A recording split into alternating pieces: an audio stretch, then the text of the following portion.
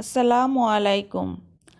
আমি আজকে 5 মিনিটে একটি থাই স্যুপ রান্না করে দেখাবো। এখানে আমি প্যাকেটের স্যুপ নিয়েছি, নরের স্যুপ, থাই স্যুপটা নিয়েছি। তো এটা আমি প্রথমে হাঁড়িতে পানি নিয়ে তার মধ্যে দিয়ে দিব, দিয়ে এটা পানির সাথে মিশিয়ে নিব। এটা আপনারা যে কোনো সুপার শপে বা কোনো মুদির দোকানে বা কোনো কনফেকশনারির দোকানে পেয়ে যাবেন থাই স্যুপ নরের। এছাড়া বিভিন্ন কোম্পানির থাই স্যুপ পাওয়া যায়। তো আমি আজকে নরের থাই স্যুপটা নিয়েছি। তো আপনারা চটজলদি স্যুপ খেতে চাইলে এই স্যুপটা খুবই সহজে 5 মিনিটের মধ্যে বানিয়ে খেতে পারেন। তো আমি স্যুপটা পানির সাথে ভালোভাবে মিশিয়ে এরপর আমি চুলায় দিয়ে দিব।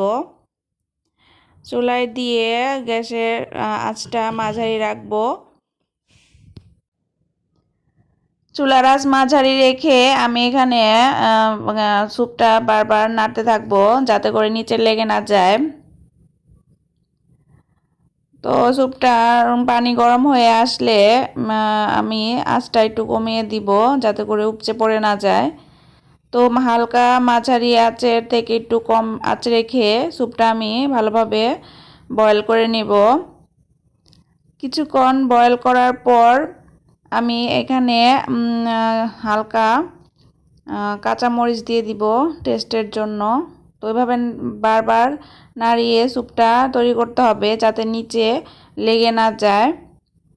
আঁচটা আমি মাঝারি থেকে একটু কম রেখেছি। তো এই তো দেখতে পাচ্ছেন ভালো মতো ফুটে উঠেছে। তো এখানে স্যুপের ভেতর যে উপাদান দেয়া আছে এগুলো সামান্য সেদ্ধ হওয়ার জন্য আমি কিছুক্ষণ ফুটিয়ে নিব, ভালোভাবে সেদ্ধ হয় যাতে। এরপর ভালোভাবে সেদ্ধ হলে পানিটাও কিছু কমে আসবে। আপনারা চাইলে এখানে আরও পানি কম দিয়েও স্যুপটা বানাতে পারেন। তো আমি এখানে পানিটা একটু বেশি দিয়ে বানাচ্ছি, বেশি ঘন করব না। এই তো এখন আমি কাঁচামরিচ দিয়ে দিলাম।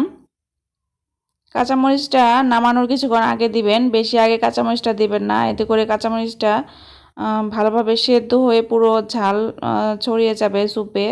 এতে করে খেতে অনেক গলায় সমস্যা হবে, ঝাল ঝাল। তো এর জন্য নামানোর আগে আপনারা কাঁচামরিচটা দিয়ে নামিয়ে দিবেন। চাইলে হালকা লবণ দিতে পারেন। এই তো আমি স্যুপটা নামিয়ে নিয়েছি।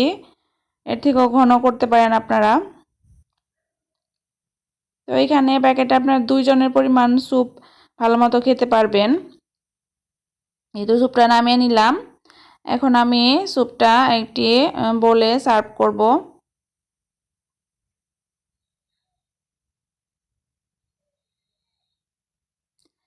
এখন আমি একটু সামান্য টেস্টের জন্য স্যুপে লেবু দিয়ে দিচ্ছি। লেবুটা দিলে স্যুপের মধ্যে একটা আলাদা ফ্লেভার চলে আসে। তো সামান্য লেবু দিয়ে দিলাম এবং উপরে আমি হালকা চিলি ফ্লেক্স দিয়ে দিব। খুবই অল্প চিলি ফ্লেক্স দিব যাতে টেস্টটা, ঝালের টেস্টটা ঠিক থাকে। খুব বেশি দিব না। তো যে যেরকম ঝাল খেতে পছন্দ করেন সেরকমই দিবেন।